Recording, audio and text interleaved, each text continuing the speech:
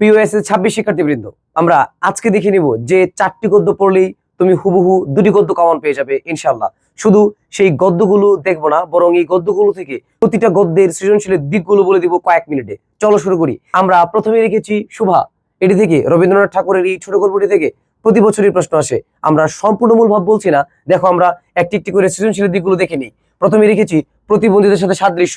শোভা থেকে প্রশ্ন আসলে সাধারণত উদ্দীপকে একজন প্রতিবন্ধীকে দেখায় এবং দেখিয়ে বলে উদ্দীপকের বিষয়টি শোভা গল্পের কোন দিকটির সাথে সাদৃশ্যপূর্ণ। তুমি বলবা প্রতিবন্ধিতার সাথে সাদৃশ্যপূর্ণ, এটি আসে 1 নম্বরে। 2 নম্বরে কি আসে? প্রতিবন্ধীদের জীবন সংগ্রামের দিকটি অনেক সময় দেখায় শোভার জীবনের যে সংগ্রাম, এমনই কোনো একজন প্রতিবন্ধীর জীবন সংগ্রাম উদ্দীপকে তুলে ধরে সেটির সাথে সাদৃশ্য বা বৈসাদৃশ্য তুলে ধরে। আমরা দ্বিতীয়টি দেখি প্রতিবন্ধীদের প্রতি পরিবার এবং সমাজের অবহেলা। এটি খুবই গুরুত্বপূর্ণ। আমাদের এখানে দেখতে পাই শোভা গল্পে শোভার মা কিংবা সমাজ তার সাথে অত্যন্ত বিরূপ আচরণ করেছে।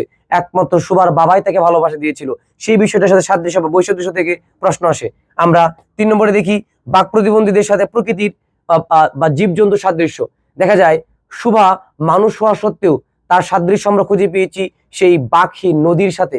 শোভা যখন নদীর পাড়ে বসে থাকে, রবীন্দ্রনাথ ঠাকুর তিনি দেখিয়েছিলেন শোভা বসে আছে তরু ছায়ায়, আরেকটি প্রতিবন্ধী তথা বাঘহীন তার স্রোত বয়ে নিয়ে যাচ্ছে রোদের মধ্যে। একজন রোদে আরেকজন তরু ছায়ায় বসে আছে। এরকম সময় কোনো জীবজন্তুর সাথে তুলনা করেও প্রতিবন্ধীদের সাদৃশ্য বা বৈসাদৃশ্য বিষয়টি আসে। এবং সর্বশেষ দেখো শোভার পিতার ভালোবাসার দিকটি। অনেক সময় উদ্দীপকে দেখায় কেউ একজন, হয়তো তার পিতা না, মানে ওই প্রতিবন্ধীর সাথে ভালো ব্যবহার দেখায়। তখন উদ্দীপকে তোমার প্রশ্নে বলে যে উদ্দীপকের এই বিষয়টি কোনটির সাথে সাদৃশ্যপূর্ণ, তুমি তখন বলবা শোভার বাবার ভালোবাসার দিকটি। এই কয়টির বাইরে শোভা থেকে একদম প্রশ্ন হয় না। আশা করি শোভা থেকে প্রশ্ন আসলে তোমরা অবশ্যই পারবা। চলো আমরা এরপর এটি দেখে নিই। আমরা দ্বিতীয়ত রাখছি হচ্ছে বই পড়া। বই পড়া অনেক বেশি গুরুত্বপূর্ণ। সেখান থেকে প্রশ্ন আসলে তোমরা অনেকেই ঘাবড়ে যাও। আমরা দেখিনি এখান থেকে কোন কোন বিষয়গুলো সৃজনশীলের জন্য আসে। তুমি আমরা রেখেছি সাহিত্য অধ্যয়নের গুরুত্বের দিকটি।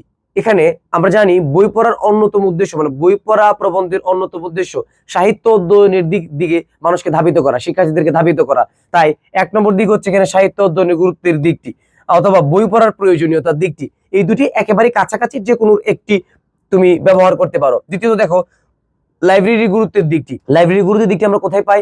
ওই যে শেষের দিকে ছিল, লাইব্রেরিকে কিন্তু প্রাবন্ধিক হাসপাতালের থেকে তোমার হচ্ছে কোনো অংশে কম মূল্য দেননি। কারণ হাসপাতালে হয় দেহের চিকিৎসা, লাইব্রেরিতে হয় মনের চিকিৎসা। সুতরাং লাইব্রেরির গুরুত্বের দিকটি তোমার উদ্দীপকের সাথে সাদৃশ্য বৈসাদৃশ্যের ক্ষেত্রে আসে। অথবা সামাজিক জীবন লাইব্রেরির গুরুত্বের দিকটি।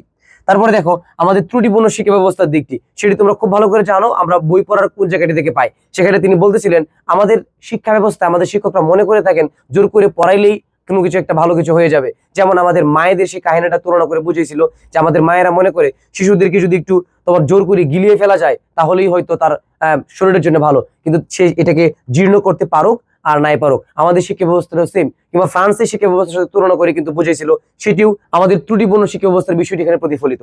এবার দেখো স্বশিক্ষায় শিক্ষিত হওয়ার গুরুত্বের দিকটি। এই বই পড়া প্রবন্ধের অন্যতম একটি গুরুত্বপূর্ণ দিক হচ্ছে স্বশিক্ষায় শিক্ষিত হওয়া। প্রবন্ধিক বলতে চেয়েছেন এই পৃথিবীতে তারাই সুশিক্ষিত যারা স্বশিক্ষায় শিক্ষিত। আর শিক্ষকের কাজ কেবল ছাত্রদের মনোজগতের ঐশ্বর্যের সন্ধান দেওয়া, যে তিনিই হন প্রকৃত শিক্ষিত, যিনি আসলে স্বশিক্ষিত। আশা করি তোমরা বই পড়া থেকে প্রশ্ন আসলেও ইনশাআল্লাহ শতভাগ পারবে। চলো আমরা এরপরে দেখে নিই। বই পড়ার পরে আমরা রেখেছি আম আটির ভেপু। আমরা সরাসরি আম আটির ভেপুর সৃজনশীল গুরুত্বপূর্ণ দিকগুলো দেখে নিই। চলো 1 নম্বর হচ্ছে চিরায়ত শৈশবের আনন্দের দিকটি। এই গল্পের অন্যতম গুরুত্বপূর্ণ দিক চিরায়ত শৈশব তথা মানব জীবনের শৈশবের আনন্দের দিকটি এখানে প্রতিফলিত। দেখা যায় দুর্গা এবং অপু এমন এক পরিবারে বেড়ে ওঠে যে পরিবারে আর্থিক দৈন্য রয়েছে, কিন্তু এই আর্থিক দৈন্য তাদের জীবনে তাদের শৈশবের আনন্দকে কেড়ে নিতে পারেনি, সেই বিষয়টি। হ্যাঁ, তারপরে আমরা দেখো আনন্দ কোন শৈশবের দিকটি এটিও দেওয়া যেতে পারে। সর্বজয়ের চরিত্রে শাশ্বত পল্লীমায়ের দিকটি। হ্যাঁ, সর্বজয়া তথা অপু এবং দুর্গার মায়ের যে চরিত্রটি, সেখানে পল্লী মায়ের শাশ্বত বা চিরন্তন চিত্রটি প্রতিফলিত হয়েছে। তারপরে আমরা দেখি মাতৃস্নেহ শাশ্বত রূপ, এটি অথবা লিখতে পারো গ্রামীণ দারিদ্র্যের দিকটি। এই গল্পের দুটি দিকেই মূলত একটি আরেকটির সাথে একেবারে ওতপ্রোতভাবে জড়িত। একদিকে গ্রামীণ দারিদ্র্য ফুটে উঠেছে, তার বিপরীতে দেখানো হয়েছে চিরায়ত শৈশবের আনন্দ। এখানে দারিদ্র্য মুখ্য হয়ে ওঠেনি, বরং মুখ্য হয়ে উঠেছে চিরায়ত শৈশব। দেখা যায় অপু এবং দুর্গাদের ঘরে তার বাবা হরিহর এবং সর্বজয়া তাদের সাংসারিক দুঃখের আলাপ করতেছে, অমুকের ঋণ, এটা সেটা নানান কিছু, কিন্তু এর মাঝখান থেকেই দুর্গা টই টই করে ঘুরে বেড়াচ্ছে প্রকৃতির আনাচে কানাচে, তার মনে আনন্দের অভাব নেই। এই কারণে আমরা বলতে পারি যে এই গল্পে দারিদ্র নয়, বরং মুখ্য হয়েছে কোনটি? চিরায়ত শৈশব। আশা করি তোমরা এখান থেকে প্রশ্ন আসলে পারবে। আরেকটি আমরা এখানে রেখেছি, সেটি দেখে নেই। যে গ্রামীণ দারিদ্র নয় বরং চিরায়ত শস্য প্রাধান্য। আমরা সর্বশেষ দেখে নিই চলো প্রবাস বন্ধু। প্রবাস বন্ধু থেকে সৃজনশীলের গুরুত্বপূর্ণ দিক কোনগুলো আছে এক নজরে দেখে নিই। এক, আফগানিস্তানের সহজ সরল জীবন এবং আতিথেয়তার দিকটি, এখান থেকে প্রশ্ন হয়। অথবা আব্দুর রহমানের গভীর দেশপ্রেমের দিকটি, এটি সবচেয়ে গুরুত্বপূর্ণ। আমরা এই বিষয়টি নিয়ে একটু বলে দিই আসলে কোথায় আব্দুর রহমানের গভীর দেশপ্রেম প্রতিফলিত। আব্দুর রহমান এমন এক জায়গায় বেড়ে উঠেছে, পানশির নামক জায়গায়, যেটি কিন্তু অনুকূল পরিবেশ নয়, অত্যন্ত প্রতিকূল পরিবেশ। হ্যাঁ, অনেক বেশি ঠান্ডা পড়ে, কিন্তু আব্দুর রহমানের জবানিতে তার এই জায়গাটার প্রতি এত বেশি ভালোবাসার বহিঃপ্রকাশ করেছে, তিনি বলতে চাচ্ছিলেন, সাহেব একবার আসুন এবং জানালার পাশে গিয়ে বসুন, ভালো না লাগে? আমার গর্দান্ত রয়েছে, কিংবা আমি আমার গোফ কামিয়ে ফেলবো। তার প্রিয় গোফ পর্যন্ত সে কামিয়ে ফেলতে চেয়েছে। এটি একটি প্রতিকূল পরিবেশ হওয়া সত্ত্বেও তিনি তার মাতৃভূমিকে কেবল অনেক বেশি ভালোবাসেন বলেই এমন জোর প্রদান করতে পেরেছেন, যেখানে ওই আব্দুর রহমানের স্বদেশ প্রেম প্রতিফলিত হয়েছে। কিংবা আব্দুর রহমানের রন্ধন শিল্পীর বিশেষ দক্ষতা, সেটি তো আমরা খুব ভালো করে দেখেছি। যখন তোমার হচ্ছে তার রান্নার সেগুলো উপস্থাপিত হয়েছে, সে সময় আমাদের ভরা পেটেও জিভে জল চলে আসার মতো অবস্থা দাঁড়ায়। তারপরে দেখো আফগানিস্তানের জলবায়ু এবং প্রাকৃতিক সৌন্দর্য, সেখানে আফগানিস্তানের কাবুল এবং পানশিরের যে বৈচিত্র্যপূর্ণ পরিবেশ দেখানো হয়েছে, সেগুলোর সাথে উদ্দীপকেও একটি সাদৃশ্য তুলে ধরা হতে পারে। আফগানিস্তানের বৈচিত্র্যপূর্ণ ও সুস্বাদু খাবার, এটি ইতিমধ্যে বর্ণিত হয়েছে।